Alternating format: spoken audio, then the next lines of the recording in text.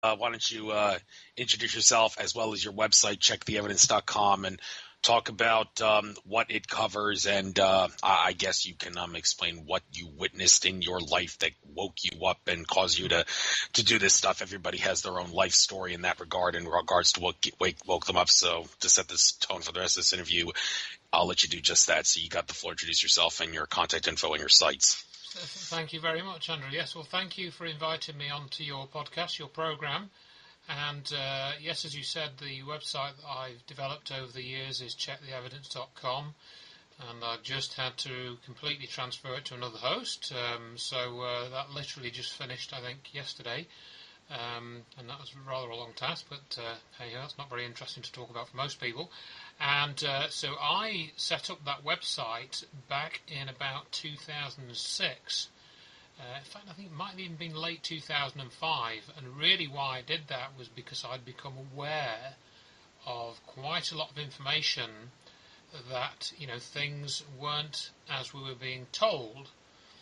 And I've always had an interest, throughout my life, really, in things like paranormal and UFOs and the possibility of aliens existing and all that kind of thing. And I had a UFO sighting when I was about 10 years old. I was 9 or 10 years old, so that was back in 1975, possibly 1974, but I think it was probably 1975. And I saw just like two star-like objects, going off into the distance. And I was with a friend. We were coming out of a youth club we used to go to, and this was in a place called Skipton, which is the town that I grew up in, and that's in North Yorkshire in England. And so I'd seen this object, knew it wasn't a plane, knew it wasn't a star or a comet or a shooting star or anything like that. And so that really sort of set me on a path of, being interested in those sorts of things. And, I read the odd book. I wouldn't say I was sort of obsessed with it all, but I'd read books on ghosts and things like this, and read a couple of probably UFO books, and ended up doing a school project on UFOs, and that was between 82 and 83 I did that project, and it actually counted towards one of my subjects that I was assessed for to get my end of school grades, high school grades you call it secondary school here. And I actually met another chap who, I don't know if he's that well known to people in the US. There may be some listeners who know this name, Tony Dodd, who was a very sort of deep UFO investigator who collected a lot of very powerful information. He sadly passed away about 4 or 5 years ago now, but I actually met with him because he lived in the same town, and he gave me quite a lot of information, particularly involving the Alan Godfrey case, which is a well-known case in the UK, where Alan Godfrey was a police officer, and he actually witnessed a craft landing in the middle of the road. And he's just got a book out, actually. It's just come out, even though the incident with Alan Godfrey happened in, I think, 1980. That happened. So again, I was aware of things like that. But then it was really, I went through university and I went to work as a software engineer. And I was doing that for about 20 years, most of my time doing that, between about 1986 and 2009. And I had periods where I wasn't doing as much software engineering. And so I then came across the Stephen Greer's Disclosure Project. I've told this story many times, and this was when I got the broadband internet, that everyone was starting to get around then. So that's 2003 I came across it. And basically what happened was I came across this having watched a documentary about this Bentwaters Rendlesham incident, which happened in Britain in 1980, where this craft landed just outside the military base there, which is in Suffolk in the east of England. And so I'd watched this documentary about that. Then I went onto the web, looked for more information on that because I wanted to see what the latest sort of gen was on that. And then I found the Disclosure Project website, and I saw the press conference that Greer had held, and and I watched all of that, and I was a bit blown away by that, really, to use the cliche now as it is. And I realised that because of the calibre of these witnesses that he'd assembled, that this couldn't be brushed off as just some sort of case of mistaken identity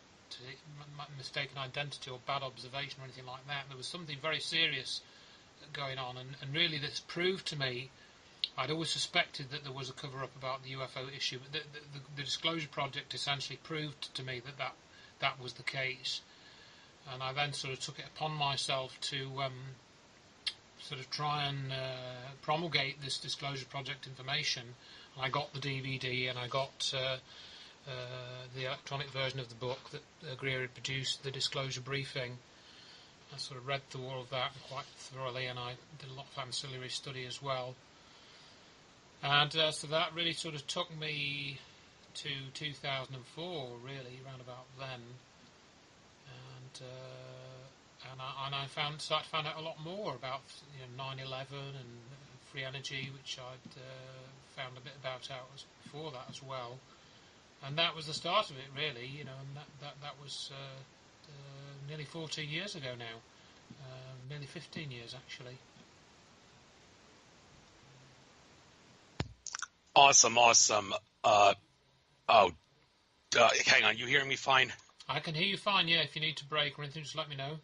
It seems like my computer is having some sort of a little glitch here in regards to oh shit! It stopped recording on the Skype system. Okay, well, I've got a recording here. I'm just checking that mine's still going. Okay, well that's reassuring. I don't know what the hell just happened there. I was trying to go on your site, and then all of a sudden the computer froze, and then all right, hang on a second. Yeah, I know. I have the same thing. So I think mine's going okay at the moment. So maybe between us, we'll catch up. Okay. I'm happy to send you this because I use this MP3 Skype recorder as well. Yeah, I appreciate if you do that because I don't want to have to log off this system again just to have to. All right, so just send me this when we're done the interview. I certainly will. I'll just double check that my file is going. It looks like it is, but whilst I know you're having a problem, I'll just double check my end as well because I can see this building up. The file should be building up. Let's just go into that. No, that's not what I do there, do I? So I'll just momentarily, and you can edit. I mean, I assume you edit your audios a bit, do you, before you? Yeah. You put them up. So everything's okay? It looks looking okay. I think let me just have a look. Last thing I want to do is contact you and find out that nothing was recorded, so we got to do this all over again for another 2 hours. I don't want to do that, so let's make sure everything's okay. Yeah, it's going now, yeah. Okay, so you'll send it to me when we're done this interview. Great. Yeah, I will, and I'll just double check it's actually, because I've had a little problem with this.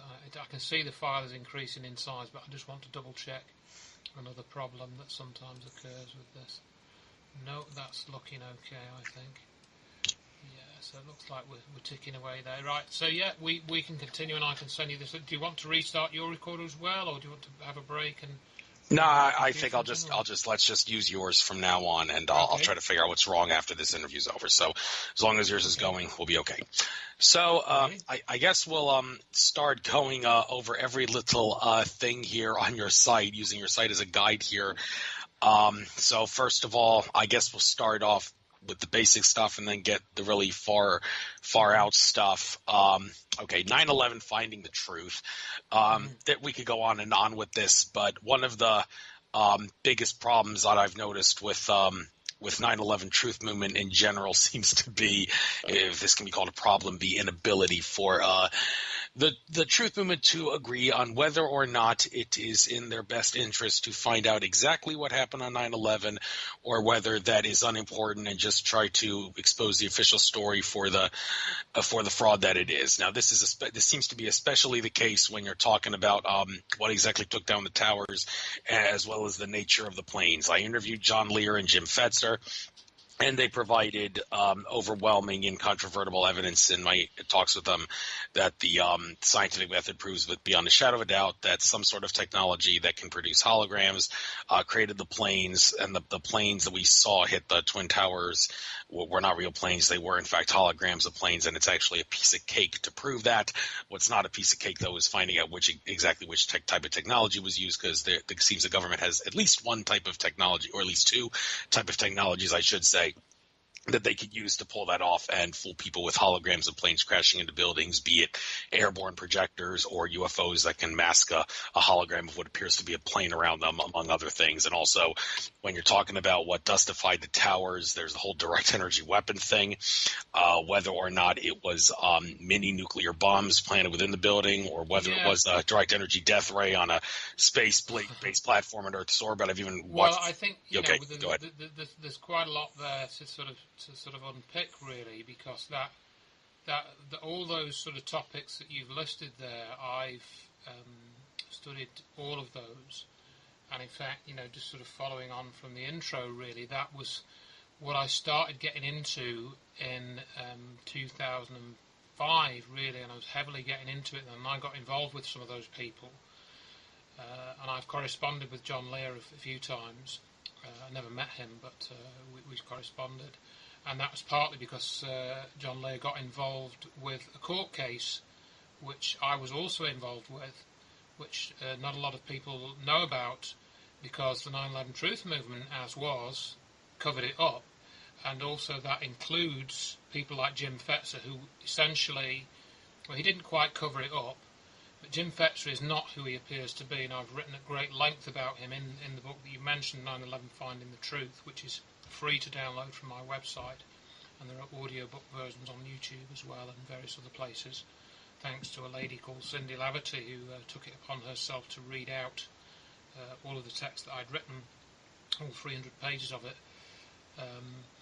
And it became clear to me in 2006 and 2007 particularly that the biggest secret of 9/11, which the powers that be were working hard to completely cover up and also to muddle up, to leave people in a state of doubt, was sort of along the lines that you mentioned there. There is no doubt at all that an energy weapon was used to destroy the towers. There is no doubt at all that a very powerful and very successful disinformation campaign has been in progress since the day it happened, really, but especially since Dr. Wood had started to present the energy weapon evidence around about 2006, and this is what I've written up at great length in meticulous detail in 2 books now. Actually, I published a follow-up book late last year, because we're now in 2018. And so I've been involved in that research for over 10 years, and I've had a ringside seat with Dr. Wood. And I can tell you, for example, that when Dr. Wood made the connection to what is known as the Hutchison effect, which some of your listeners, for listening to paranormal topics and UFO type stuff, they will be familiar with John Hutchison's experiments probably, and some of them may wonder whether what John does is real or not. I can tell you that it is real. It is very real, and I can also tell you that John Hutchison submitted an affidavit into the court case which was against the NIST contractors that had written the technical reports about the destruction of the World Trade Center. I can explain that in a little bit more detail in a few minutes, because not many people know about that. And Jim Fetzer, who should talk about that court case in the forefront of his discussions about 9/11, I don't think he ever mentions it now. Instead, he will say that people like me and a couple of other people that we know are members of a Judy Wood cult. So instead of addressing the evidence, Jim Fetzer will talk about people like me being a member of a cult, which of course is exactly what the mainstream does when they talk about people who want to know the truth about the UFO issue and how the government has covered things up in that area. The mainstream media will say that these sometimes, not always of course, but they will accuse people of being a member of a cult. This is exactly what Jim Fetzer has done with me. and you can go and read that on his blog if you wished to do that. But I wouldn't waste your time on that sort of nonsense, really, because it's far more important to look at, as you said in part of your discussion there, to look at the evidence of what happened. And I mean, we can talk about. I could talk about 9/11 for 2 hours if you wanted, and we could cover all the points that you sort of brought up there. But just in summary, it's important to understand as a starting point that the towers, as Dr. Judy Wood says, and you can observe this for yourself if you go back and look at the videos. You don't have to look at my talks. You don't have to look at Dr. Wood's talks or John Lear's talks or Jim Fetzer's talk. Just go to the Internet Archive, look at the original news footage of the towers being destroyed, turn off the volume, so you've just got the visuals, and you will see the towers turning to dust, and they actually turn to dust before they hit the ground. Now, the only way that can happen is for a technology to have been used, a technology that is not bombs, it's not nuclear bombs, it's not thermite, it's not ray beams from space, it's not like that at all. And you can actually prove that to yourself. You don't have to prove, what it is or why it was used or, where it was or who owns it. You can see from the evidence that was what was used, because when you look at the destruction of the towers, there were no bright flashes as the towers were being destroyed. There was no high heat as the towers were being destroyed. We had these enormous clouds of dust which rolled over people. People were running away, but what happened to them? They just got covered in dust. That was all. They didn't burn up. They didn't get irradiated.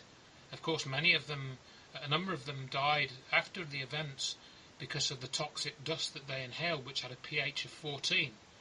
And that sort of thing can cause cancer. And people have tried to claim that 9/11 victims have died of radiation poisoning, and that's unproven. That is totally unproven. As it turns out, I think there was a small amount of radiation there, but not in relation to the size that you would get from a nuclear bomb going off.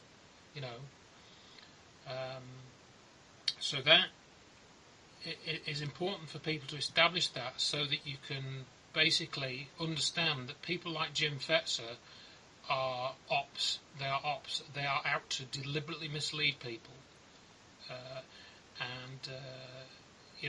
When I wrote my book and put that out, Jim Fetzer he couldn't respond to it because he knew that everything in it was true. So he just had to say it was nonsense. He couldn't actually point out any mistakes in it because I've got emails that he'd written in that book, for example. So if people want to learn about that, just as I say, you can read the book. But I think I think from looking at, I got a couple of invites to radio programs around the same time. Now, so remind me what you mainly talk about on your program. Is it mainly sort of UFO type stuff, or? Oh, well, actually, like I said, a little bit of everything. I wanted to use your website as a guide and start off with maybe something a little basic like 9/11. Not that there's anything basic about 9/11, but compared to other conspiracy and truth material, it's more down to earth and one of those things you can talk about without making the sheeple think you're as crazy as you would if you talked about UFOs, I guess. But then again, you've covered a lot of things, so I guess we'll just do all these subjects on the fly to try to get as many different subjects in as we can in these 2 hours and make the important info comes out. What do you want to say? Yeah, that's fine. That's fine. What I wanted to say really was, because the connection, really, there is a connection into the UFO issue, which I do talk about, because again, it's factual. You can check all of this out, and not many people know about it. I don't think Jim Fetzer would ever talk about it, and I don't know about John Lear. John Lear may talk about it. I'm not sure. Obviously, I'm just mentioning those two names because you'd mentioned them earlier on as previous guests. But to explain about this court case, which was put together in between late 2006 and mid 2007, but roughly, As I explained, the towers, they didn't burn up, they didn't slam to the ground, they turned to dust in mid-air. That's actually what happened. Nothing to do with me or Jim Fetzer or Dr. Judy Wood or anything. Just go and look and you will see that that's what happened. It's irrefutable. And it's irrefutable because of the videos, it's irrefutable because of the seismic evidence, it's irrefutable because of what people experienced, it's irrefutable because of the aftermath. Look at the pictures of the aftermath. That is what happened. And anybody that tries to say that the towers didn't turn to dust, or tries to say that all of the tower's material was cut into chunks, or tries to say that the towers were mostly empty space by volume, for example, which is another quote that pops up from time to time, or people that say that, oh, the steel was shipped to China very quickly, that's why there was nothing left. Well, yeah, how about there being nothing left immediately after the building had disappeared, not a couple of days later, as some people try to claim? There was no time for them to ship this debris away because it was all gone by 1 o'clock in the afternoon on 9/11, and you can look at that in a number of pictures that are there. So all of those stories are disinformation designed to mislead people. And anybody that promotes them is either accidentally or deliberately lying. That's the real situation which you can uncover for yourselves. And I've been uncovering that and writing about that for, as I say, for 10 years. So the court case, basically what happened was we had the events, we had the 9/11 Commission report, which came in, I think, 2003, I think it was, 18 months after the event, so that would have been 2003. Now, the 9/11 Commission report really was a very sort of broadly based, woolly type of report, which didn't really answer many questions at all, and nobody was prosecuted because of it or anything like that. And has been described as a 571-page lie, which is probably, not too bad of a description. But less people know about the other reports that were produced in 2005 by NIST, which is the National Institute for Standards and Technology. NIST were given a mandate by Congress, I think in 2003 or 2004. I'm guessing that mandate probably came after the Commission report, but I don't know for sure. So NIST, they were asked to do an investigation into the destruction of the World Trade Center, and they didn't do this investigation for themselves. They actually employed 23 different contractors. So they were each given, things like, well, you need to report about the sort of fire arrangements in the building and why, fires happened and spread and this sort of thing, and you need to write a report about, how the stairways were, evacuated or whatever. You need to write a report about the plane crashes, blah, blah, blah, And there were all these different reports produced, and you can download them all. There's 10,000 pages of reports, and I downloaded them all, so other people can if they wish. They're, I think, still on this website. And so NIST were given $16 million by Congress. I think it was $16 million to produce these reports. That $16 million was divvied out between 23 contractors. So they took public money to produce a report. Now, in the US of A, there is a law, it's called the Data Quality Act, and it basically says that if a company produces a report which is known to be inaccurate and has wrong information in it, a person can challenge that company to correct that report and call it a request for correction. And they can send that to the company, and then if the company refuses to change their report and refuses to change their request, they refuse to act on the request for correction, the individual bringing the request for correction, the RFC, they can sue that company. So, in 2007, the attorney Jerry Leapart, he got in touch with Dr. Judy Wood, and they put together a request for correction to NIST to tell them what was wrong with their World Trade Center reports, because they basically concluded that the World Trade Center collapsed due to fire. And they called the report the collapse of the World Trade Center towers. Dr. Wood challenged that description and challenged those reports and gave them a 50-page document showing them that the buildings actually turned to dust, and that basically there was very little left of the buildings, after the destruction. And she basically said to the contractors, you as companies that employ scientists and analysts and so forth should know that what you reported about the fire destroying the towers was not possible.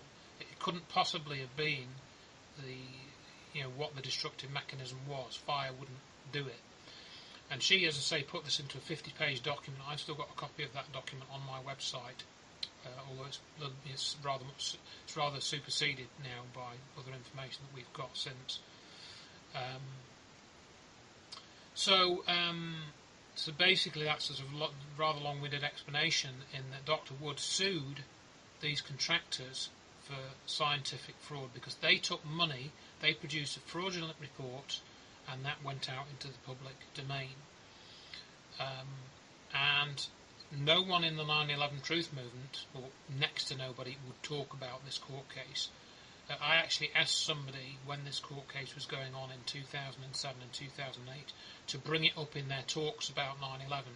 This was a woman called Annie Mashon, who was a former MI5 officer in the UK, and I got to know her somewhat because she came and stayed at my house when they were doing, with David Shaler, when they were doing talks about 9/11 in 2005 and 2007. And she refused. She blankly refused to talk about this court case. We had copies of the documents. I sent her links to these. We put them online as we've got them. This was a real bona fide case, and we would have had a chance of going forward with it if people hadn't, like Jim Fetzer, hadn't tried to bury it. Anyway, so that's again a rather long-winded explanation. But what I wanted to tell you is that when you look at who helped write the NIST reports, two of the companies are of particular interest to me, at least, if to nobody else, and they are called Science Applications International Corporation and Applied Research Associates.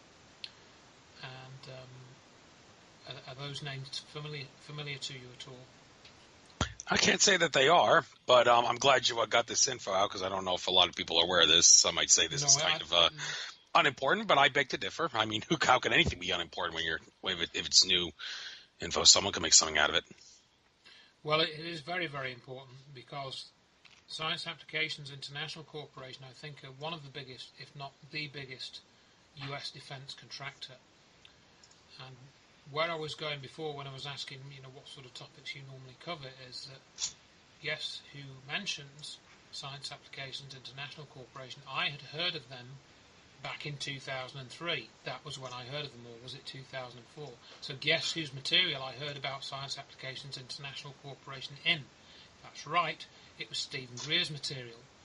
One of his witnesses, one of the disclosure witnesses, I think her name was Denise McKenzie, said that SAIC were big benefactors of the black budget, and therefore they were involved in the black programs, in the UFO cover-up, basically, to use that phrase.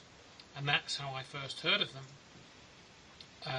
And if you looked at Science Applications International Corporation website at the time, guess what? One of the areas of research they were involved with, apart from sort of black programs, which of course they don't talk about on their website, but they do talk about being involved in research into directed energy weapons. And they are actually a founding sponsor of an organisation called DEPS. And you can go and look at DEPS's website, www.deps.org. That's the Directed Energy Professionals Society. And on my website, I've got a copy of the DEPS Lethality Handbook, which Jerry Leapart got by joining the DEPS Society, I think for $75, back in 2007. So one wonders what a lethality handbook is about. I don't think it stretches the imagination too much to know what it's about. But so there, right there, you have a company employed by NIST to write one or more of the report, actually to coordinate the reporting for this set of technical reports about the destruction of the World Trade Center. They do research into directed energy weapons, and they also are quite proud of their ability to run psychological operations. That's one of their other areas of specialism that was declared on their website. I think they were involved in running psychological operations in Iraq, I think, in the Gulf War, but I might have got that wrong. I need to check that. And then the other company that was sued by Dr. Judy Wood and Jerry Leapart, and I was involved in helping prepare some documents for this court case. That's how I know so much about it, and I've written up this at length in my book, is Applied Research Associates. And they actually did some of these, people might have seen bits and pieces of these occasionally. They did some of these computer animations which were meant to illustrate how the planes, caused this damage to the towers in New York. And I'm not sure if they did a simulation of the Pentagon crash as well. They may have done that, I can't remember. They probably wouldn't have done for this report, because this was about the World Trade Center. And Applied Research, guess what they do research into? Applied Research Associates, they do research into, you guessed it, directed energy weapons. And they had a contract with the US government to know all about directed energy weapon systems that were in existence anywhere in the world, or even apparently off-planet. it's something I heard a while ago. But they had a contract with the US government to know anything about directed energy weapons systems that were in use anywhere on Earth. So why are they doing the NIST reports? What is that, just a coincidence, do you think? And this is all, this is all factual. This isn't a conspiracy theory. This is all true. And this is what people like Jim Fetzer never talk about. They did talk about it in 2007 and 2008 when we were talking about it, but then they stopped talking about it for some reason. I've never stopped talking about it because it's never stopped being true, and it's never stopped being important. Well, hold that thought for a moment. Something I want to bring up, somewhat regarding that issue, and I kind of want to move on to some other subjects so we can cover a lot of things on the fly. But one more thing about 9/11. Back in 2016, June, I was at a conference in Washington State, and some guy at that conference said that Edward Snowden at some point is planning to actually release government documents that, for all intents and purposes, show that 9/11 Truth Movement was right all along about 9/11 being an inside job. And here we are almost 2 years later, and he still hasn't done that. And I mean, we all know Edward Snowden from that interview that he did with NBC's Brian Williams, and Brian Williams said, well, don't you think maybe the NSA security system is justified because we need to prevent 9/11 from ever happening? Those terrorists did it in amazing fashion. And Snowden just played dumb and acted like the official story is true when he could have said 9/11 was an inside job, you mainstream media jackasshole. Why are you playing me for a sap in the American – well, he didn't.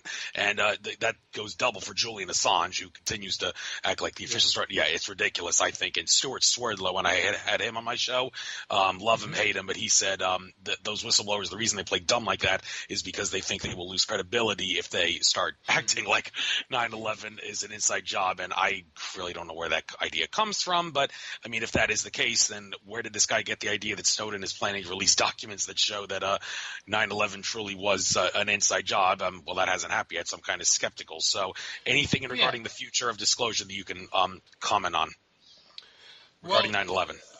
Yeah, I mean, I think, essentially Dr. Judy Wood has done the disclosure of 9/11. And if people want to know who did 9/11, I suggest that they write to Science Applications International Corporation and Applied Research Associates. They could also write to Colonel John Alexander. He knows who did it. And I suggest that Harold Puthoff knows who did it as well.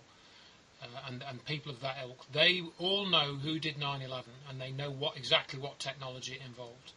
And I can qualify that to some degree. if you'd like to hear about that.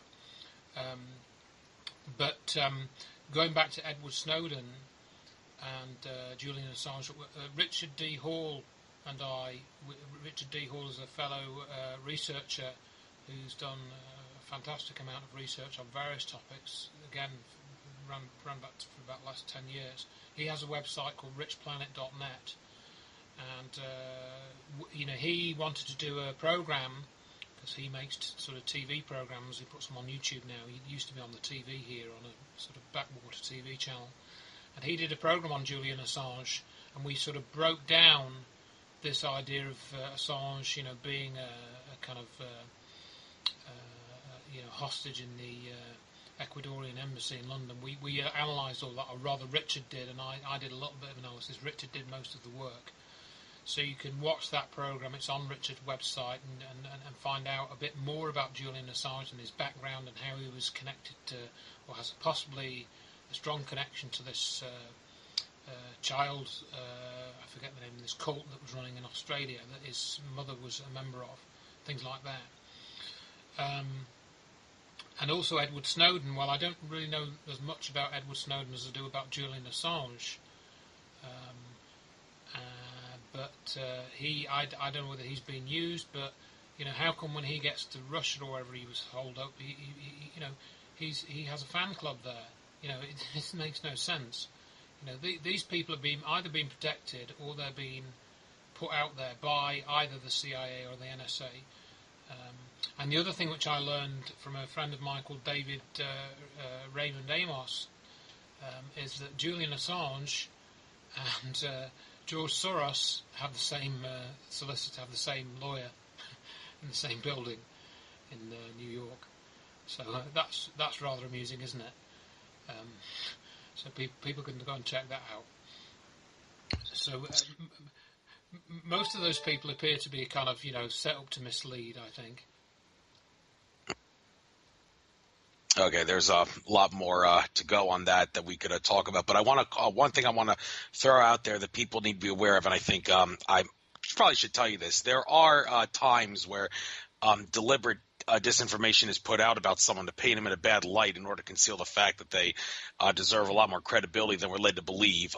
One notable case of that, and maybe we could talk about this later on, Zachariah Sitchin, Andrew Bartzis, the Akashic Records reader, who I use as my number one source because I think his ability to access the Akashic Records is the best way to get definitive answers. He asserted that Zachariah Sitchin's first 3 books, including, yes, The 12th Planet and everything that goes in it, are extremely accurate in terms of the events in those books, and I was very stunned to first hear that because I had heard rumors from people like Arizona Wilder and Leo Zagami, ex-33rd Degree Mason, that Zachariah Sitchin was an Illuminati disinfo agent and even a reptilian alien masquerading as a human, as Arizona would suggest. Yeah. However, Andrew Bartzis asserted when I confronted him about that all that disinformation about Zachariah being a disinfo agent is itself disinformation. He was very genuine. He was not a fraud. There are entities and beings of higher consciousness that can be thought of as trickster timeline watchers that Bartzis asserts that will implant things in our reality to mislead people and make them think things like Sitchin works for the Illuminati when in fact he doesn't. So you're throwing these things out here like Jim Fetzer's not what he claims to be and Assange and Soros seem to be connected. Well, you got to be careful. How do you know a timeline watcher isn't throwing this information out there? I am careful, but okay. I think I understand what you're saying, and I've looked at some of that stuff as well. And I'm familiar with people sort of accessing the Akashic records and this sort of thing. And yes, there's talk of various entities, aliens or demons or whatever you want to call them, being able to mess around with timelines. And then, of course, you can get into the whole Mandela effect. I keep saying Mandela effect.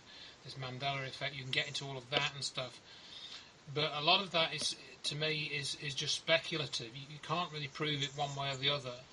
When you have somebody who acted towards you as a friend and bigged you up and stroked your ego and then basically called you an idiot, a couple of months later because you'd revealed or helped to reveal the connection between the Hudson effect and the events of 9/11, and it was specifically that which caused them to turn against you, then you'll know that the reason for them turning against you is that. And when they proceeded to try and cover up that topic, then you know that that is the important topic, because of the evidence. In other words, the evidence for this thing called the Hutchinson effect, which I've just thrown in there, matches with this person's behaviour, which matches with their pattern of behaviour, and then you see that pattern of behaviour actually went back to the time you first got to know them, but you just never noticed it then.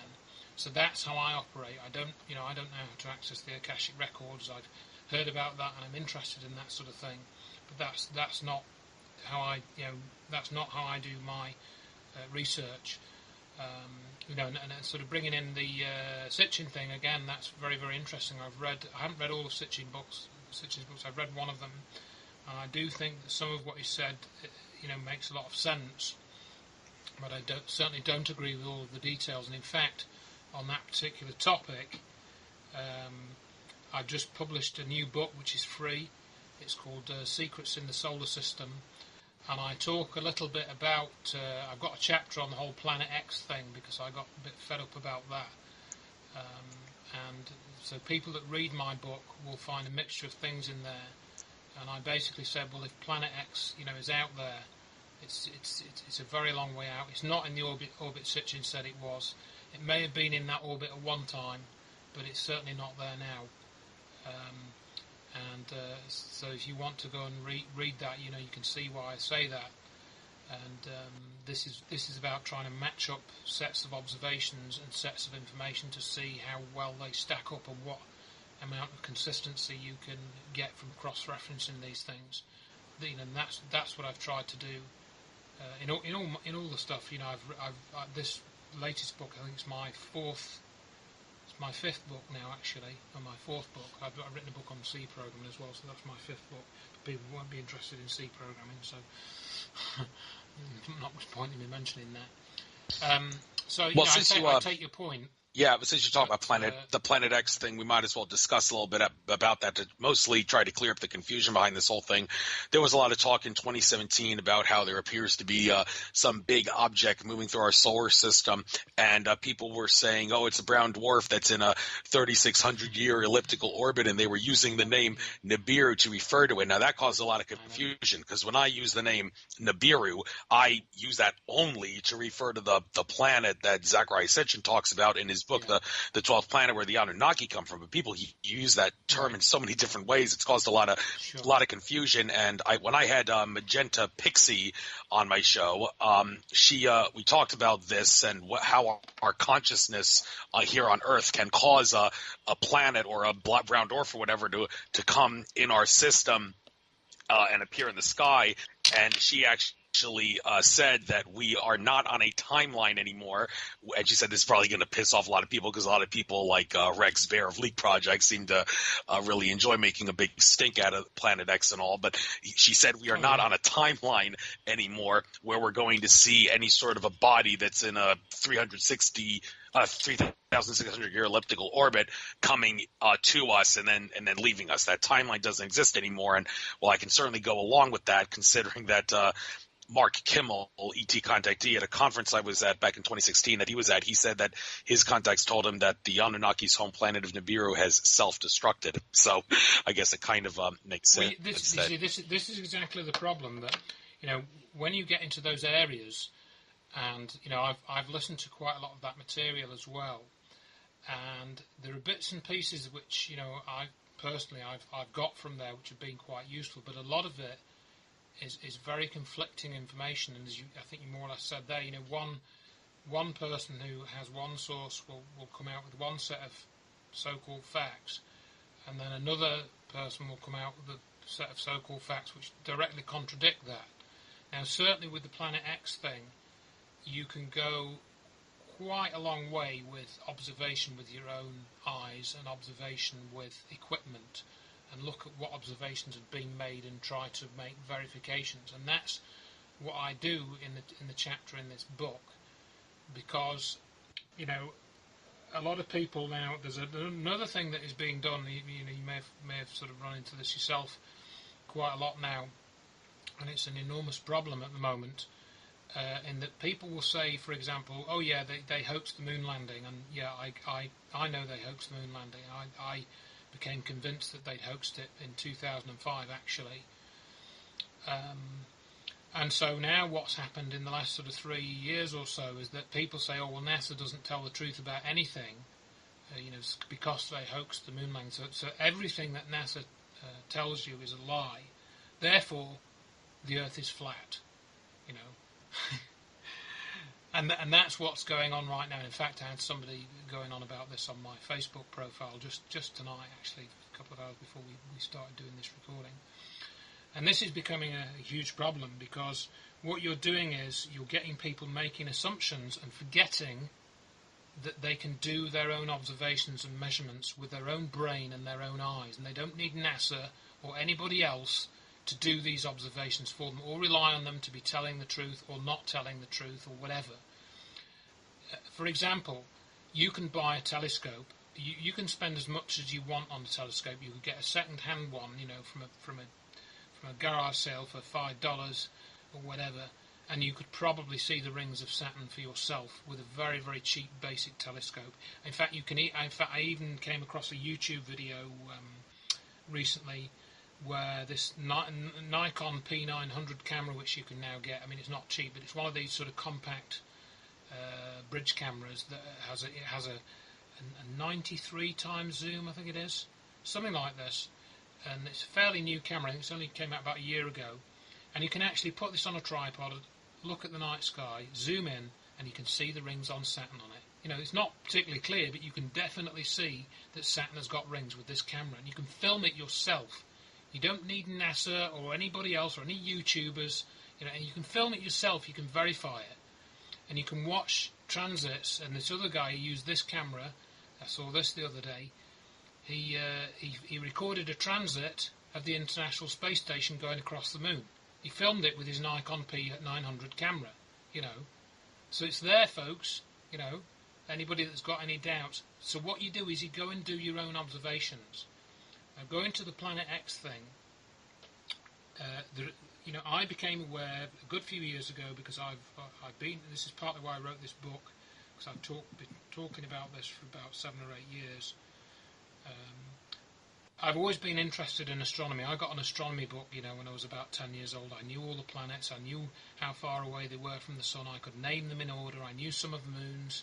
I knew what a comet was and what the theories about that were, some of which seem to be hopelessly wrong now that I've studied things more in detail with a lot of new information that's come out. But I did know that people with a telescope were very dedicated to finding comets. And in fact, you can find them with binoculars. It used to be the case sort of 30 years ago that if you went out every night with a good pair of binoculars, sort of with a large lens, and you studied the sky carefully, you could find comets. You could find new comets, and if you were dedicated enough, you could get the comet named after you. And that's what a lot of amateur astronomers were into. I think in 1975, I think it was, we had Comet Kahutek. That was one that I remember, and that was named, I think, after some Japanese guy who'd found this comet with his binoculars or his telescope through, multiple nights of repeated observation, carefully checking for little movements in the sky. And then I think it was in 2012 or 2013, I can't remember, but a new comet was found, and there was a big hoo-ha about this because it was apparently going to crash into the Earth or some nonsense. And it was called Comet Ison. And in fact, maybe if I go and find this information, I can get the exact figure. Well, actually, the thing about Comet Ison that I found most intriguing, the ET contactees were debating whether it was a malevolent reptilian craft masquerading as a comet or a benevolent ET craft masquerading as a comet. And the word on the street, evidently, after a lot of confusion, was it used to be controlled by bad reptilians, but it was taken by the good guys, and that caused a lot of confusion because people sent scout ships up there to say, well, it sure looks like reptilian craft. Well, no, that's only because it used to be. So, and also Hale-Bopp, that, according to Alex Collier, that was no comet. That was a biosphere masquerading as a comet. So, a lot of things. I heard these stories as well, Yeah. And again, okay, look, there's comets out there we see them going past. I actually photographed Comet Lovejoy a couple of years ago. I got a very sort of faint photograph of that. So we know that the comets are there. Can we see them close up? Can we go and look at what they are? No, we can't.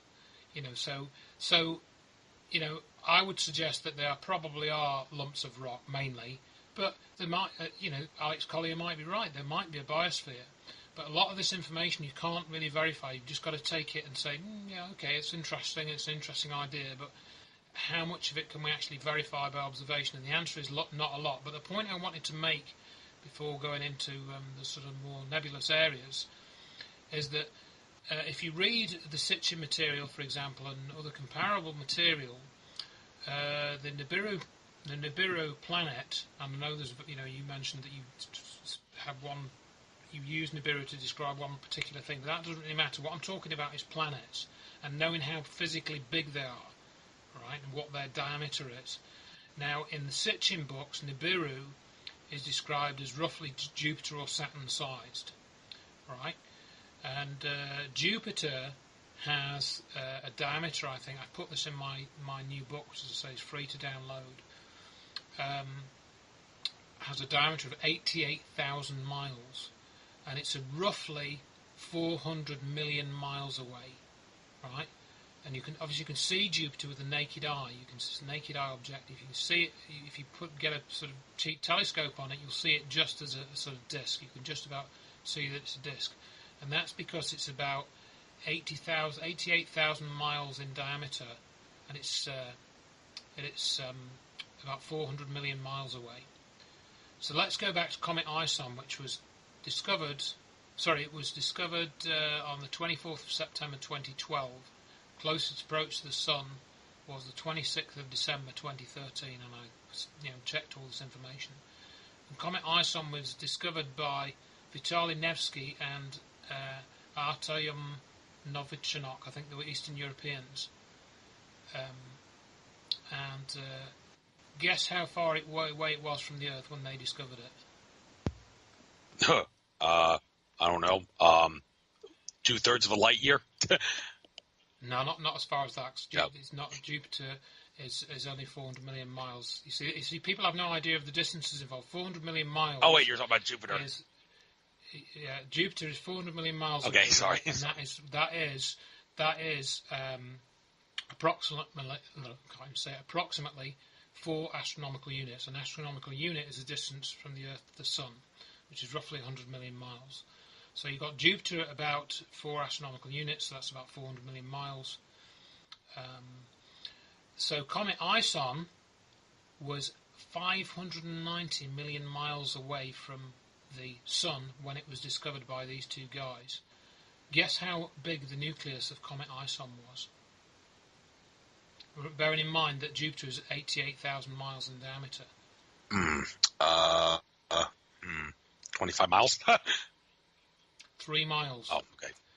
So what I'm saying is that these guys had good telescopes, and they have has been a bit of a revolution is what's called CCD astronomy, which started coming in about late 90s, early 2000s, where you can basically attach a computer to your telescope and get it to image the sky and then check for little things that have moved, on the images on consecutive nights, which is how you find things like comets and asteroids and whatnot. You do what's called a blink comparator. So anyway, my point is, right, so these guys saw this Comet Ison when it was further away than Jupiter, and the nucleus is only 3 miles in size. So my point is that if you've got a planet which might be 1,000 times bigger than this, you're going to be able to see that 1,000 times further away, all right, with a similarly sized telescope. So in other words, and these guys are amateurs. These guys didn't work for NASA. They're just amateur astronomers, and there are thousands of amateur astronomers around the world. And there's even a website where you can go and look at all the latest discoveries of these little minor planets and comets and things. I think it's called the Minor Planet Center. And they discover about 100 new comets every month or something. I forget the exact figure. So there are thousands of people watching the skies for this stuff. It's their hobby. They don't go to football matches. They don't They like to watch comets, and there's a lot of these people around the world, and when they discover something, they have to get it verified. They can't just claim, "Oh yeah, I've seen something." People have to verify. I think at least one other person has to verify. It's probably a network that verifies it once they've picked it up, and then they can calculate the orbit, and so forth. So my point is, in all of this, that if there was a big planet out there, the amateurs would see it. Even if you try and make the argument that NASA would try and cover it, which they might, I wouldn't disagree with that. But the problem for the Planet X people is the amateur community. And this is what I explore in the chapter of my free book. So, if people want to find out about that, they can. Now, obviously I'm talking about things on a practical level with a sort of nuts and bolts, scenario, because my background is in software engineering. Some people operate more on a an astral level or a psychic level or whatever, and they're accessing information on that level, and I don't sort of try and discredit that in any way, and I don't sort of try and throw it out of the window, because there's quite a lot of interesting stuff that can come out of that, and sometimes it does have meaning on a different level. But from the observational point of view, I haven't seen any evidence about Planet X, and I've got one guy in this book who's absolutely convinced that it's there, and I put what he said, and it just doesn't stack up observationally, and so that's my thoughts on that, and people can read a bit more in this book or on there's other stuff on my website as well. They don't have to even download the book, Okay, another thing about outer space that I want to discuss, that some people seem to be buying into the idea that while Nicholas Copernicus was on the right track, he kind of didn't get the whole thing right in regards to what the solar system actually looks like. It has been said that the shape of the solar system can best be described as a spiraling, corkscrewing traffic cone. And the best way to describe this is picture a traffic cone on the ground, picture a ball at the top of the traffic cone. That ball represents the sun. Draw a straight line down from the ball at the top of the cone down through the center of the traffic cone to the ground, and then put like little marbles on the outside of the cone. Those marbles represent the planets, and they're not actually orbiting the sun. They're orbiting that pole that goes to the ground as the sun travels through space at tremendous velocity. The planets are trailing behind it and orbiting that rod that goes right. down. Okay, yeah. Do you agree with that? Well, the simple answer is probably not. I think I know what you're referring to. There was a YouTube video which was posted a couple of years ago which showed this kind of can't say it again, my lips are not working very well, or my tongue isn't. This corkscrew motion kind of thing, where the sun is corkscrewing through space with the planets trailing behind. Is this the thing that you're Yeah, sort of relating there was a video called Solar System New Interpretation. This guy named Vahat, V-H-A-T, Santos Bonacci, right. Before he became the Flat Earth poster boy, he used to subscribe to the idea that the solar system was shaped like this, and I think, well, maybe he shouldn't become a Flat Earth poster boy, because I think he was right about that. So, well... Well, I think when I looked at that, because I think that got about 2 million hits or something. That video became very, very popular and was reposted. And my understanding of that basically is that the video is sort of correct, but it's exaggerated. In other words, that motion that the sun has happens over 500,000 years or something. So although you could argue there is this type of corkscrew motion or traffic cone thing, or whatever analogy you want to draw. It's something which happens over such a long time scale that it's not really like that as we see it. And again, it's like I was saying about the comets and stuff. How much of it can you verify observationally? And for example, observational astronomy is now a fairly well-established science, to the point, for example, where, I can go to South Carolina on the 21st of August, and get a flight over there, 21st of August 2017, and I can stand outside the house and look up at the sky, and I can see a total solar eclipse, which is exactly what I did. And that I was able to do that because a model of the solar system had been worked out many years ago, probably a couple of centuries ago, probably longer actually, 3 centuries ago, which was able to predict the occurrence of solar eclipses with a high degree of accuracy, not only to the day, but the second of when they were going to appear. So I'd say that's a pretty good model, wouldn't you? It's not accessing the Akashic records, it's actually using calculations. And you know, I did the same thing in 1999 when I went to see a total eclipse in the south of England that just was one that happened here. It was the first one for 89 years on the UK soil. So, you know, when you can do things like that and when you can predict where these planets are going to be, where these comets are going to appear, you know, for example, I photographed comet Lovejoy a couple of years ago. It's this tiny little green dot, you know, and I looked on the charts that they'd put on the various websites because somebody had worked out its orbit, and I couldn't even see the wretched thing because it's so tiny, but I pointed my camera there, I opened the shutter, pointed it in the right place in the sky, I came inside, I analysed the picture, and right where it said, I could see a little green blob on the picture when I zoomed into, you know, just a few pixels across, probably about 2 pixels across the thing it was, or 3 pixels across, but there it was, which proved to me that whoever had observed it has observed it correctly. They've worked out its orbit to the point where they could tell me at a given date and time exactly where it would be, and it was only there, you know, for a couple of days, and then it was gone. You know, I couldn't photograph it again. So that I independently verified that those observations were correct.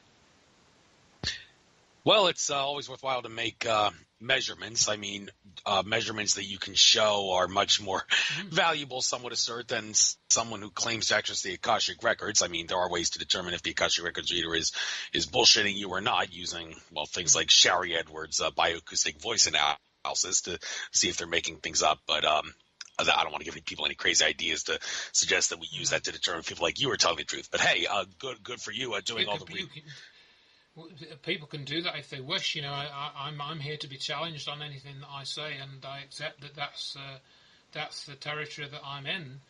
And you know, I challenge people. I think I've got you know, note on my website, on my contact page, to say, you know, if you find anything here that's wrong, please you know, correct me, and I'll because, you know, as I've said, I think I mentioned this in the book actually. I actually work part-time as a tutor for the Open University. You know, nothing. In fact, nobody at the Open University knows that I do anything like this. I don't think, because it's a very, you know, we're quite independent workers. We're pretty much lone workers. We only meet up from time to time, and you know, it's the Open University. All the courses are correspondence courses, so we don't. You know, I don't go into a lecture theatre every weekday or anything like that because I only work part-time. But what I'm saying, why I'm bringing that up is, you know, I have to tutor students and go through their work and find mistakes and offer them advice. Occasionally, you know, they'll write back to me and say, "Oh no, you misunderstood here. I'd skipped a line or something, and I thought they'd made a mistake when they hadn't." And you know, so I always say to the students, "Well, if you have any problems with what you know, the feedback I've given, come back to me." So the way that you learn is to be cognizant that you do make mistakes and that you have to be willing to, you know, accept that you've made those mistakes, whatever the reason is, just through either stupidity or ignorance or just clumsiness or carelessness. And I've done that, all those, you know, I've done all of those. And that's, to me, how you grow and how you learn and how you move forward. You know, and there are many quotes and phrases about that. So I do challenge people to say, where are the errors? What have I done wrong? You know, please find them and tell me. And hopefully by that I improve the quality of the research that is on that website and other sort of venues that it's ended up in, so to speak. So, and I do the same thing with my radio show, of course. Oh, continue. Yeah, no, that's it. Well, that's great, you know, and that's what I try and do, because that's how you get to the truth. You know,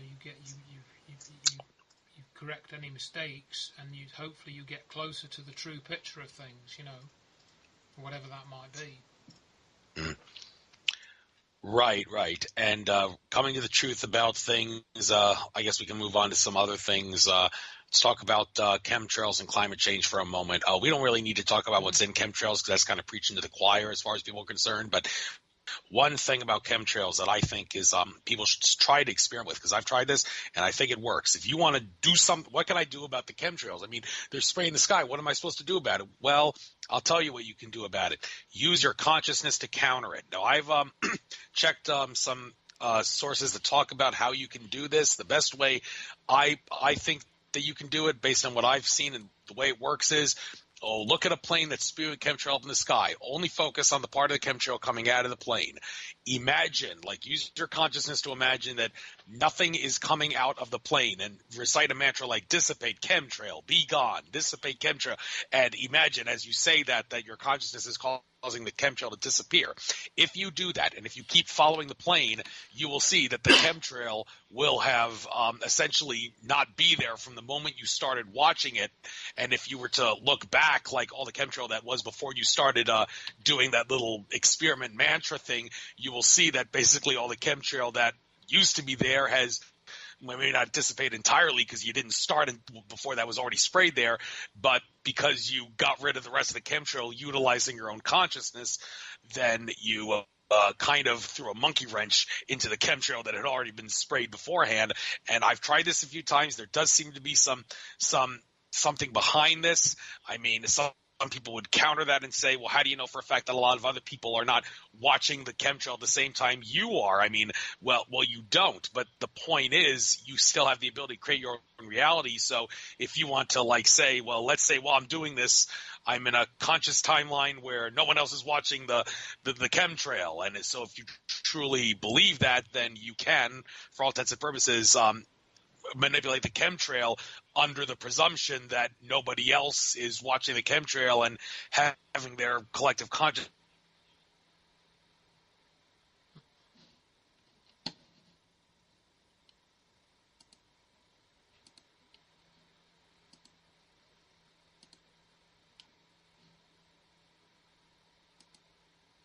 The right arm is the one that you should use to point to the sky and dissipate clouds.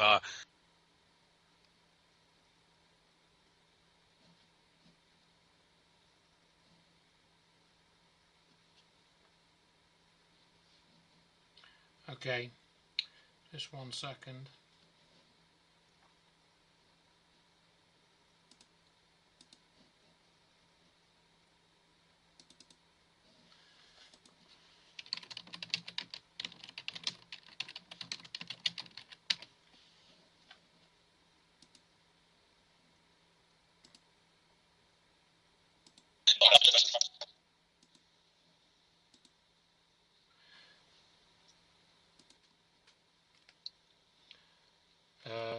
Can you hear me?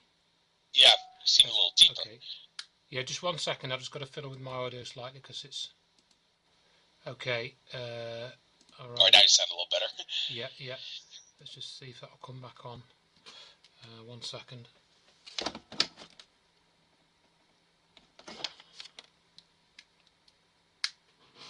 Don't know if this is going to create a problem.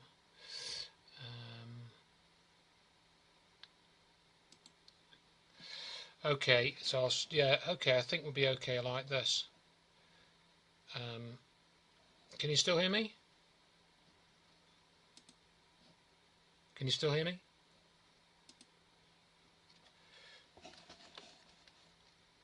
You can hear me okay?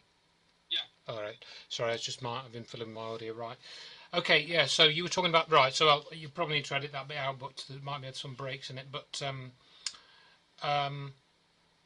yeah, so basically the chemtrail issue then, yeah, I think that's an interesting point that you made there about, trying to sort of create your own reality in relation to what's happening with the trails. It's not, I haven't tried that in that context, but I think there is something to this. It is something I've experienced in small ways, wanting a certain outcome and and then going from there, But I think the issue of chemtrails again has been one that has been rife with disinformation, and I almost hate to say it, but I've written another book, which is also free to download, and it's all about climate change and all that stuff, all that nonsense that they've put out there about climate change. And I've also got 2 or 3 chapters, maybe even 4 chapters on the whole chemtrail,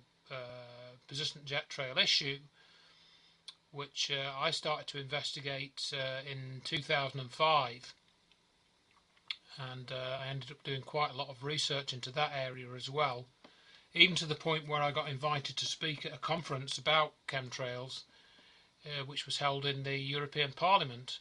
I didn't organise this conference. This was another lady called Josephina Fry Martin that organised this back in 2013, and I wrote about that in the book.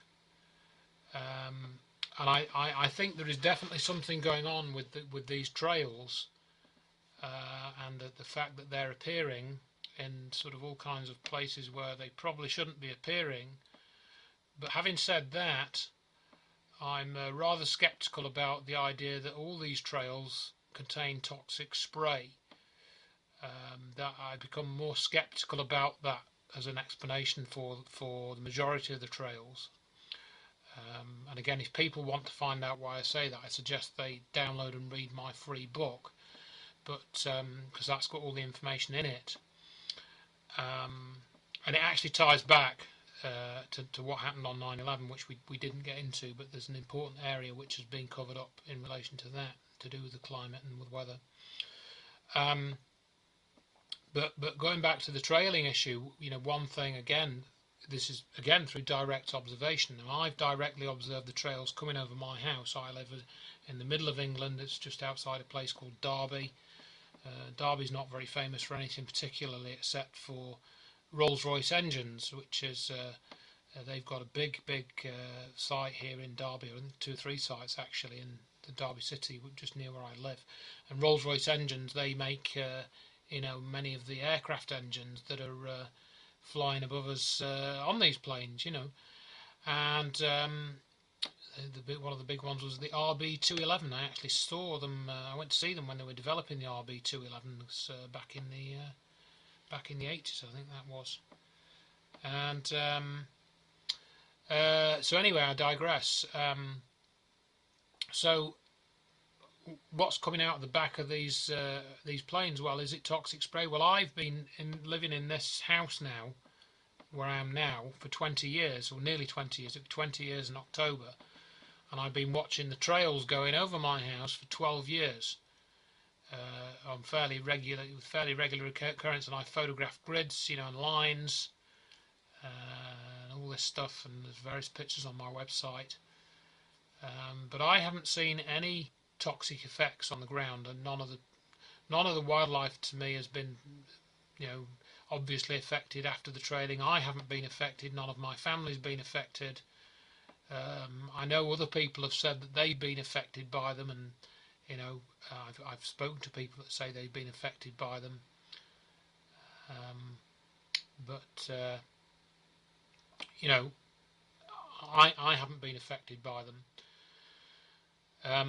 So I sort of came to the conclusion that a lot of the trails probably weren't toxic spray, but that's not to say that the trails shouldn't have been there, because the situation with these grids and lines and parallel lines that we often see, and strange patterns, that doesn't make any sense either. So why are these lines actually appearing? And we can actually also find instances of things being put out in the media to normalise, for them to try and normalise the appearance of the trails. And I've written about some of these and put examples on my website where, for example, they'll put more trails in TV commercials. They've even put them in children's cartoons and on the cover of children's books, and I've got examples of that on my website. and we even have an example of them putting it in deliberately in a commercial, and that was about 10 years ago, and they admitted that they put it in the commercial as well, because we actually got a letter. This guy that was doing some research, he sent me this email where they admitted putting these trails into this TV advert deliberately, which was rather interesting. So there's definitely something going on. It's again a bit like the thing with the UFO with 9/11. A lot of the conspiracy type information is also not correct. There is another level above or below, whichever way you're looking at it. You know, the sort of common conspiracy type belief. This is what I found, that there are layers. I mean, Richard Hoagland is a prime example. He said it. You know, he said the lie is different at every level, and that's exactly what I found. Except that also Richard Hoagland has helped to create, in certain instances, another level of lies, which again I've written about quite some length. The trailing then, I basically come to the conclusion that what you're actually seeing is not toxic spray. Primarily, there may be some toxic spraying going on, but I don't think it's going on a global scale every day of the week. 365 days a year. I think if there are any toxic spraying going on, it's much less frequent than that. But what I think you are seeing is the side effects of weather modification technology in action, clandestine weather modification technology, and what that's doing is they're basically charging up the atmosphere in some way. They're either putting energy into the atmosphere or they're extracting energy out of the atmosphere, and this is a concept which was actually developed in the 1950s by Wilhelm Reich using his cloud busting technology. And then it was followed up in the 80s and 90s by Trevor James Constable, and there's also another chap called Dr. James DeMeo, or James DeMeo, who's got a website that you can look at as well. And I've written about this in my other free book, or you can buy paperbacks of these if you wish. It's called Climate Change Exposed, Hidden Evidence, Disguised Plans. So you can read about all these things that I've said in there if you wish. But basically, I think that what you're seeing with the trails is a side effect of this weather modification technology in action, and that, to me, is the reason why, some days you go out and you don't see any trails. You see just lovely, clear, blue skies, no problems. And then other days you'll go out and it's just it's just like smog. It's just a complete horizon to horizon smog of trails. I mean, I've seen this here as well, and it's like I sort of roughly established a pattern that you get these mega trailing dales about once every 3 months, something like this. And I didn't really write this down fully, but I did a big long investigation into the trailing, which lasted for 9 months.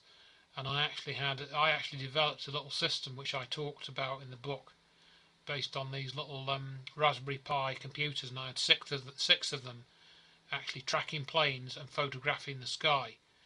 And again, it's in the book. That's free, or you can download the whole thing from my website and read about the software that I wrote and modified, and all of this stuff. And I basically came to the conclusion that from checking all these trails and planes that had come over my house using I was getting the Raspberry Pi to detect and count these planes using ADS-B signalling, which is now in use in a lot of aircraft. But at the end of all of that, which lasted, well, actually, I'd say it lasted 9 months. Well, actually, it didn't. It lasted about 5 years overall, from end to end. In that, I came to the conclusion that on the days when you see more trails, I wasn't detecting any more aircraft than on days with no trails, and in fact, it seemed like I was detecting slightly less aircraft. So that was very strange. But essentially, I think from that, showed that there is something going on. There seems to be extra flights at least going on. I've seen planes in a path which they shouldn't really be in, according to my knowledge of the local flight paths. Some of these planes are high up, they're not being stacked by the airport, they're over 15,000 feet, and they're not really in the place where they should be. So I think if people are feeling effects of trailing, it might not actually be trailing that's causing those effects. I think it might be whatever energy is being put into the atmosphere which is causing those trails to appear more readily than if the energy wasn't being put into the atmosphere. That's what I think is going on. I think we talked enough about. Where did you lose me? Well, when you were talking about the chemtrails that you were videoing and all, so I don't know if it was okay. Maybe you were talking about pertinent issues and the NSA or something got us, but whatever the case, I would like to move on to some other subjects here because Okay. Well, let's talk about climate change for just a moment here in regards to what's expected for the Earth in the future. Well, first of all, the idea of man-made climate change being real, that's bullcrap. It's all a conspiracy to make us give up our rights to save the Earth. Yeah, I agree with that. Yeah, but also it has been said by some people, including Cliff High, the Webbot guy, and also Rex Bear of Leak Project, recently did a video about this, how I think in 2024 in the solar system, the Earth and, well, actually the planets Jupiter and Saturn, and Rex Bear and also Cliff High do subscribe to the idea that the solar system is shaped like a spiraling traffic cone. Like I said, they said that the planets Jupiter and Saturn are going to be in the same portion of that solar system shape as the Earth is, and that's going to, the gravity of the planets is going to move the Earth farther away from the sun, which is going to put us into a bit of an ice age. Now, I talked with Franco De Nicola about that when I had him on my show, and he said, well, actually, what determines the climate of a planet is actually the collective consciousness of the planet. In fact, many of the ET contactees, when they describe the nature of the planets that their contacts come from, they say that the planets they come from, it doesn't really matter like where the planet is located or like what the nature of the star is.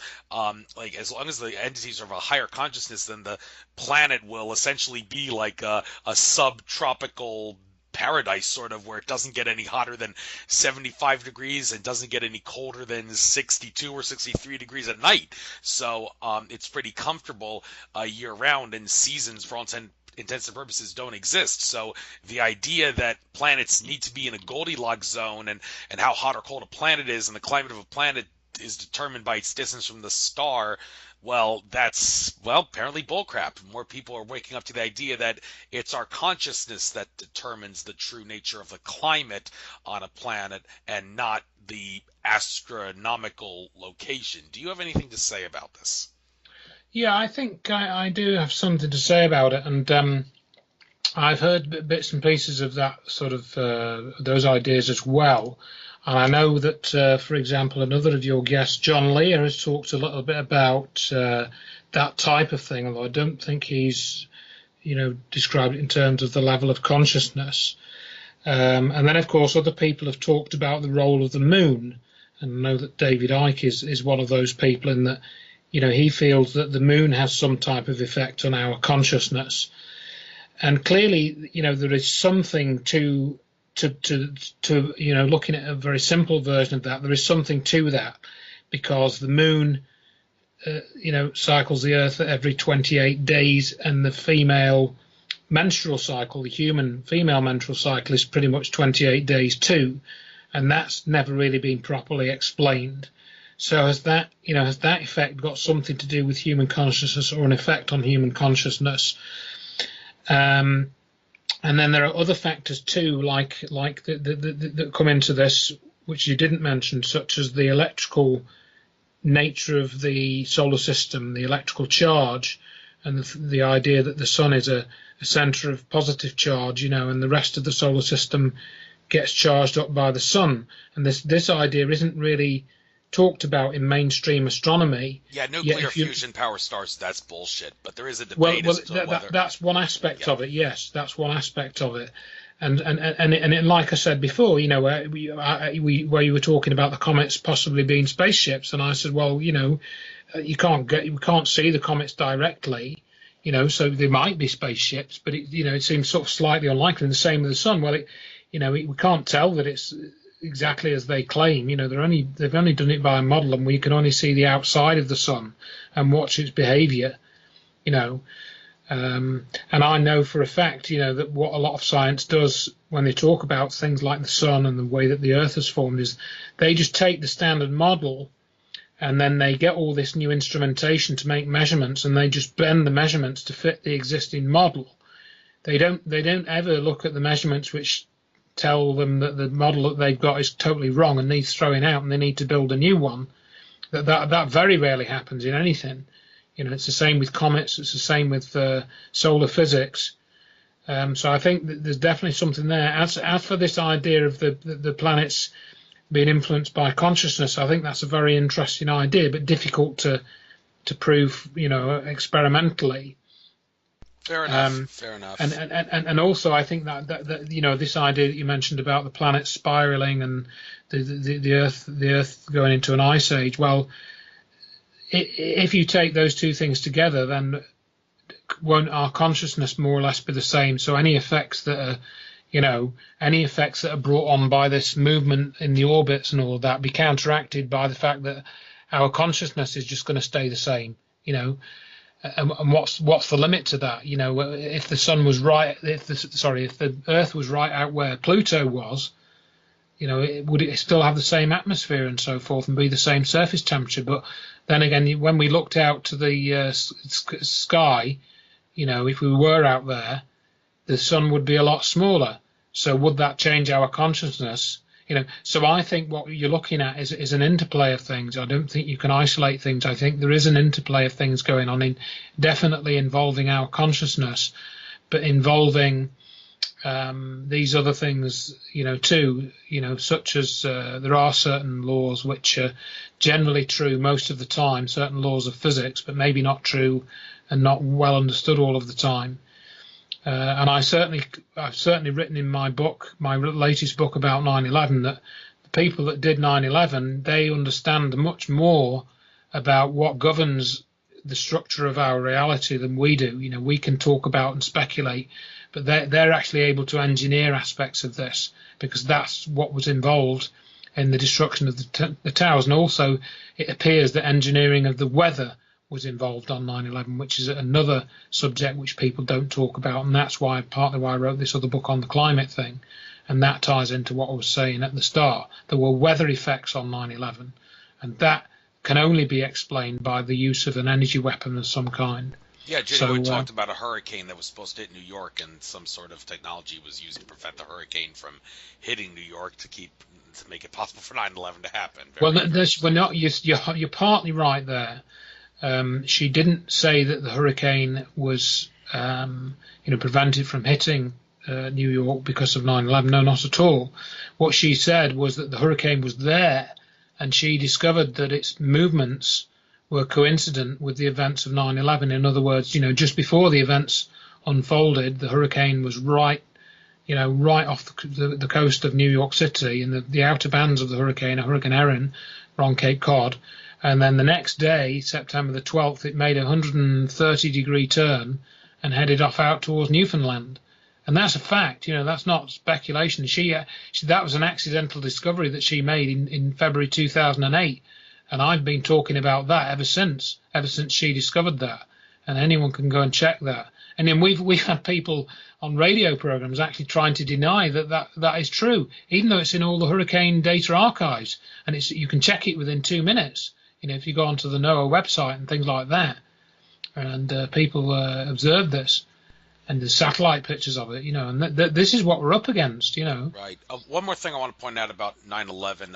I think when it comes down to it, one of the reasons why it's so hard for 9/11 truthers to determine what exactly happened on 9/11 is because I think multiple technologies were used simultaneously.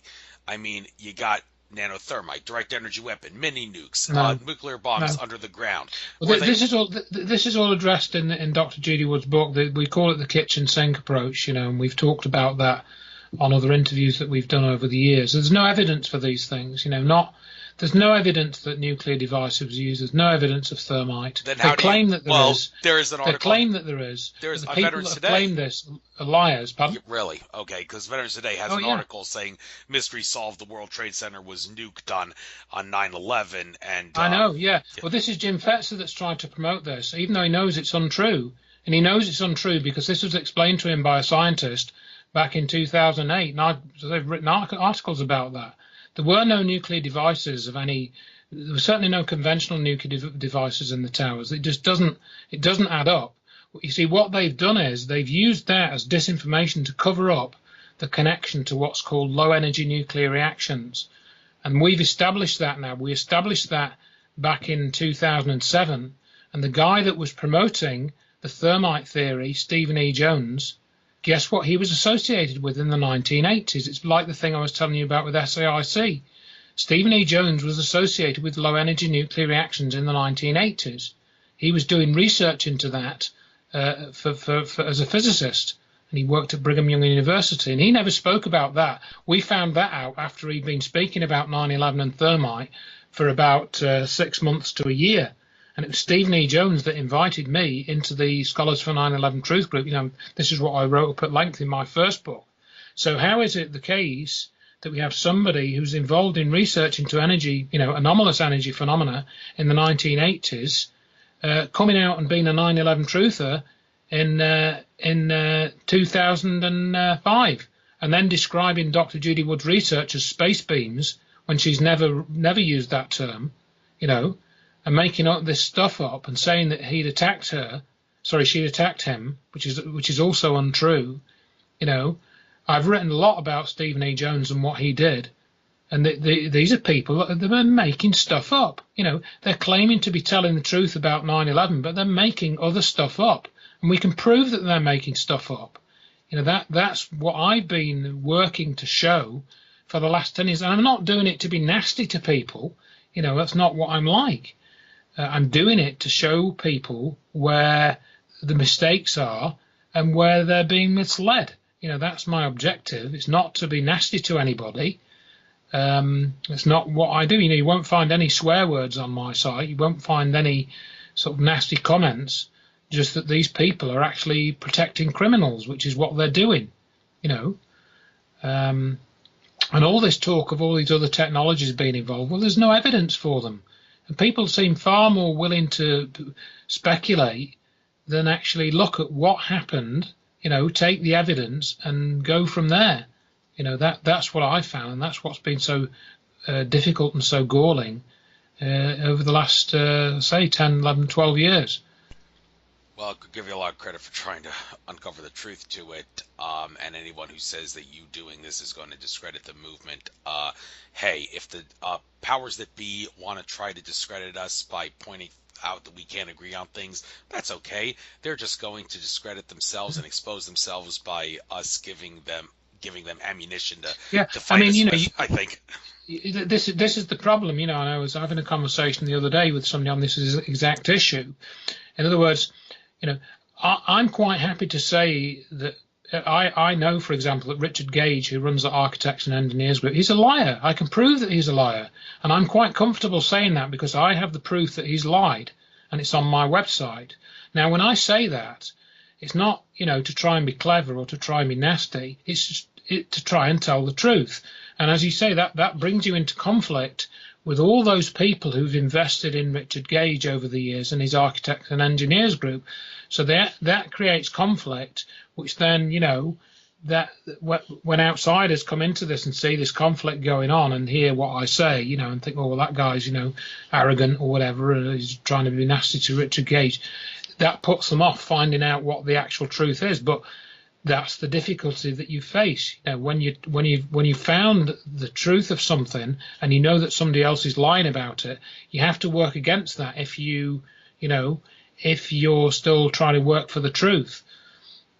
And all I can do is present what I know not what I believe, what I know. What I know and what I believe are often two different things. So this is where you get into the whole angle with knowing things, rather than believing things. And this is where you get back to the old ways of Gnosticism, which I've also become very interested in over the years, and what happened to the Gnostics, before the time of Christianity, and all of this. And I recommend, I've gone off on a bit of a tangent here, but I recommend that people read John Lash's book, Not in His Image, which covers all those areas very extensively and in very interesting detail. I tried to get John Lash on my show, and he said, yeah? medium is incompatible for me, offer declined. And I'm thinking, oh, give me a break. I mean, does he want to be on radio programs that make him seem glorious? And just because I'm a run-of-the-mill guy living in a garage apartment who can only upload programs to YouTube, you think I'm not worthy to? I would have asked him some really good questions. It's a shame he turned me down like that. That's a shame, but... yeah. I mean, I obviously don't know the full circumstances behind that, but, it's... I still recommend his book. He may not be comfortable coming on various shows for whatever reason, reasons I don't know, but it's unfortunate, and I certainly don't.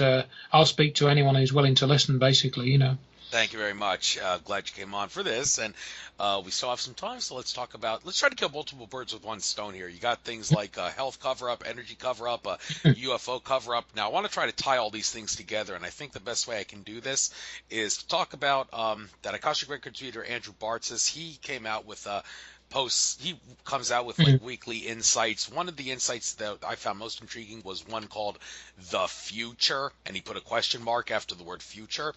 And one of the things he said in that article was that based on what he's found by accessing the Akashic Records and all, he saw that there was an alternate timeline where around the year 2004 there was a timeline genocide that happened, and one of the consequences of that genocide was that disclosure happened, and all the cover-ups were revealed. I mean, all the aliens showed themselves, and the governments released everything, and the aliens were like, yeah, the ancient astronaut theorists and the UFO nuts, they were right all along, and we're here to prove it, and we're showing ourselves, so you have no choice but to acknowledge they were right. Here we are. And all the stuff was released, all the cover-ups and all, and well, how was that handled? Well, 3 words: society fell apart, because people just could not put up with the shock to the system that was caused by it. It was like trying to fill a dog dish with a fire hose, if you know what I mean, in regards to the information thrown out at people. People stopped living their lives. I mean, they were like saying, I don't want to work 9 to 5 anymore, because I mean, we have the energy and the technology out there that would make my 9 to 5 job obsolete. So what's the point in living my life anymore? People stopped living their lives. Now, this ties in directly to the disclosure issue, because it appears, unfortunately, that the common excuse that the reason we can't have disclosure at a government and mainstream media level is because people aren't ready for it, and it's going to be Orson Welles' War of the Worlds radio broadcast all over again, and chaos in the streets and whatnot, and people stop living their lives if we do it. And Brad Johnson, who channels the ET contact Diadronis, he said, based on the way that our consciousness is now and how it's elevating and how it's improving and all, the best estimate that he can give for when disclosure can actually happen, where the ETs can actually show themselves and say, yeah, we're here, the ancient astronaut theorists and the UFO nuts, they were right all along. When is that going to happen? He says, he said the year 2050. And I did a double-faced palm when I heard that, and I was like, oh, come on, why do I have to go through all this trouble to talk about this stuff when I'm going to have to wait until I'm a senior citizen, when all this stuff that I'm working so hard to get out to the public is actually acknowledged at a global level? Give me a break. And it's all because my fellow humans are so pathetic that they can't handle the truth, and they won't live their lives if they know the truth. So how do you suggest, if there's any solutions, for lack of a better word, to give the human race to help it cope with the release of the energy and health and UFO ET cover-ups when they happen? So you got the floor on this, and maybe we can end the show on this, so talk all you want about these. Yes, thank you. Yeah, well, it's a really tough issue, and again, I have written something on this theme, and you know, I've been looking at this very closely, and it's become actually, the main focus of my life, actually. I'll say that, I've not got obsessed about it, but this whole area, the topics that you described there, have become a central focus of my life since 2003 because of that sort of awakening, or whatever you want to call it, that I had then. And I become sort of rather less optimistic. I was thinking, a few years back that, because we had the internet and everyone had broadband and mobile phones where you can basically access any information just about in real time, that this would be a real transformative, force for the whole of mankind, really, or for most of it at least. But I think that there are dark forces running the planet, and this is something, again, that John Lash talks about in his book, and other people have as well. And they seem to know human psychology better than we do, and they're able to manipulate human psychology. And therefore, I think that a lot of the attempts to bring out information have been neutralized, because, and I've covered some of these in our discussion, really, from my perspective. So you've got that side of things. And to put it simply, the people to me that should be telling us the truth, and I'll mention a couple of names: Stephen Greer, Steve Bassett, others that I've written about. These people that should be telling us the truth, I know for a fact they are not giving us the full truth that they should be giving us. They're giving us some of it, but then they're holding other really, really important stuff back. Whatever reason they have, they're holding it back. And that, to me, is wrong. And so I think we're not going to get disclosure. I don't know whether it will be 2050 or what it will be. But on the flip side of that, people like Stephen Greer himself, they've talked about a fake disclosure, and a fake type of disclosure, and that's a real possibility. And then we've got this nonsense about the flat Earth, which, that's a ridiculous thing. It's just total nonsense, and it's provably false from your own observation, as I've more or less said earlier on. And that's really took hold, and it's caused me a lot of trouble, and I've been personally targeted with this psychological operation. So that's, dented my confidence in any type of disclosure when people are going to be manipulated into talking about this nonsense endlessly on Facebook and on my YouTube channel whenever I post a video about, sometimes totally unrelated videos, actually. I've had it on Facebook. So that's a real problem. And the other sort of issue that you raised there was, can the general population handle it? Well, again, the general population are just apathetic. They have no concept of any of the topics that we've talked about. They just generally want to get the food, do their job, and watch the TV, go to the cinema, and that's their life, and from where I'm standing, sometimes I can't blame them, because it's some of these things, when you try and get to grips with them, are really, really kind of upsetting and depressing, and you end up disillusioned. So, I almost think, well, good luck to you. I don't blame you sometimes for sticking to that. But then there's other issues as well, how people, and I've mentioned this several times, where, you just drive anywhere. I'll be driving down to see a friend in local town or something, and get to a traffic circle, as you call it, or a roundabout, and you look over while you're waiting for the traffic to move along, and they're just all rubbish down the side of the road. There's plastic bottles and crisp packets and and fag ends and chewing gum, and it's horrible, and I'm thinking, why can't people just be more responsible about where they're living, and so you think, how can we convey to people that they have to be responsible for their own thinking and their own actions? That is at what's the basis of everything we do, is being responsible for your own thinking and your own actions, and being cognizant of the effect that you have on other people, and if we can't get that straight, that also has a huge impact on any disclosure that will or won't happen. So I see that as a whole angle, and you can call that a type of spiritual maturity or immaturity, and I think that's an enormous factor here. And I'll just tell you a little story in relation to something that happened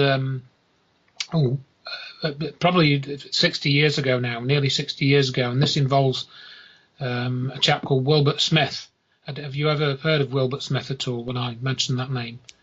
Probably. Seems like a name that you will hear a lot, like cliche name, Wilbert Smith, but maybe. Okay, well, Wilbert Smith, you might be more familiar when I talk a little bit about him for a couple of minutes, because the story that he told has stayed with me since I learned about it, around about the time I found about the Disclosure Project. Now, Wilbert Smith is another chap I've written about on my website. He was a Canadian radio engineer who became the superintendent of radio regulations in Canada. He was quite high up in the Canadian government, and he got very interested in the UFO issue.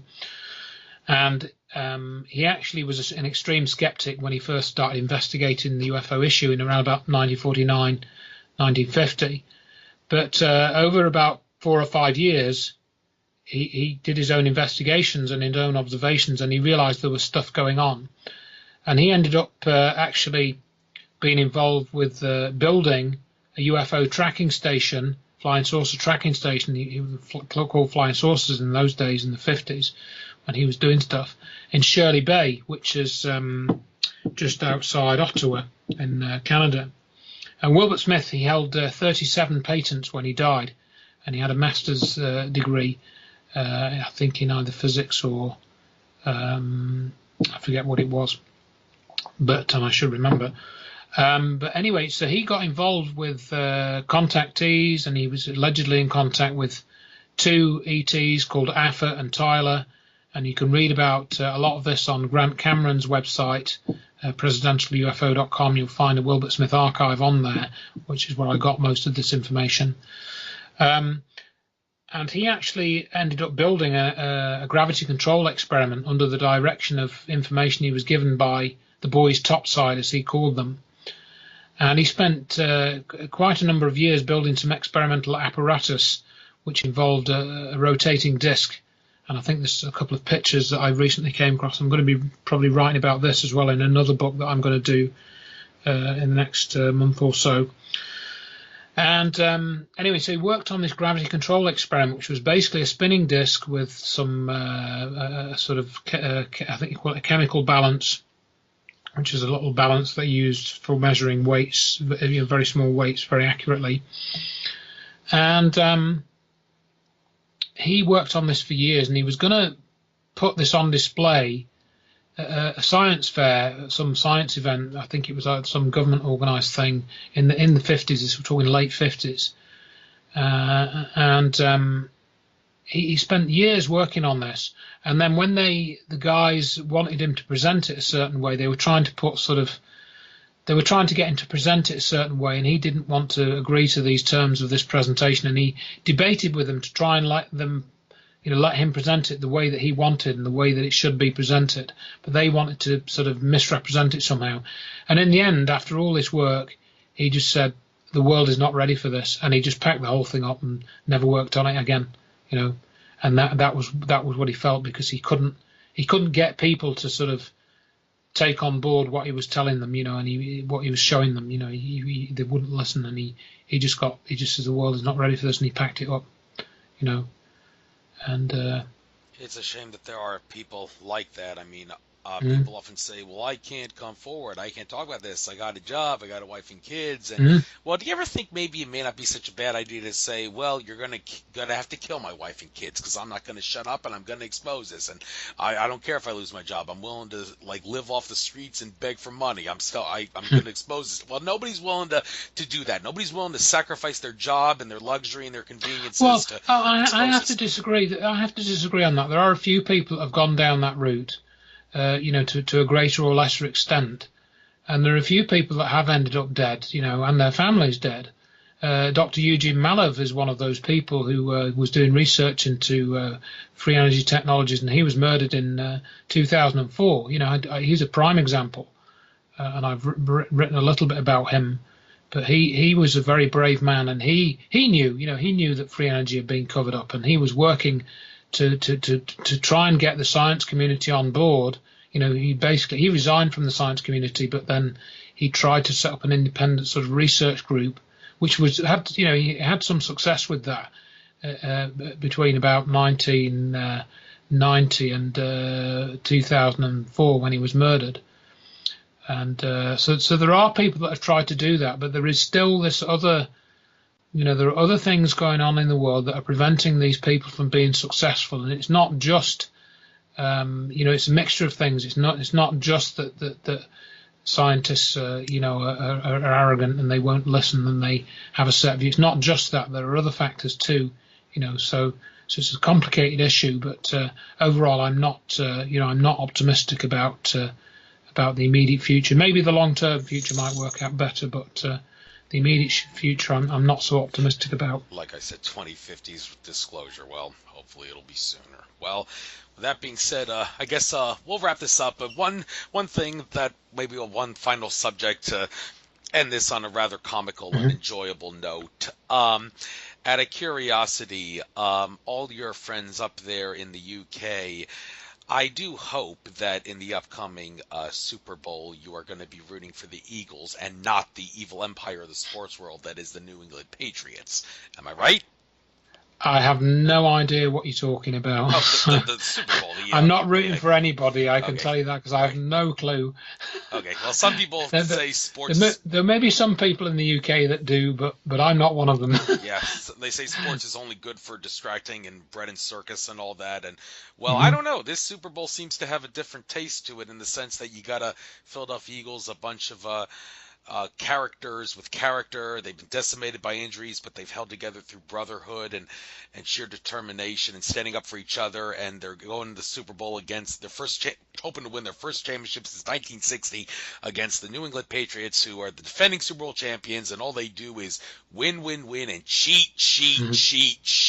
I mean, how could anybody root for the Patriots unless you're from New England? So maybe I'm biased. Maybe because I'm from Philadelphia and I dying to see my beloved Eagles win their first title. But I actually do think, and I say this honestly, that if the Philadelphia Eagles, the underdog Eagles, do defeat the New England Patriots in the Super Bowl on February 4th, then that will help kickstart the spirit of 1776 back to America and the rest of the world at large. So I think that it would certainly benefit for everybody to maybe jump on the Eagles bandwagon and actually...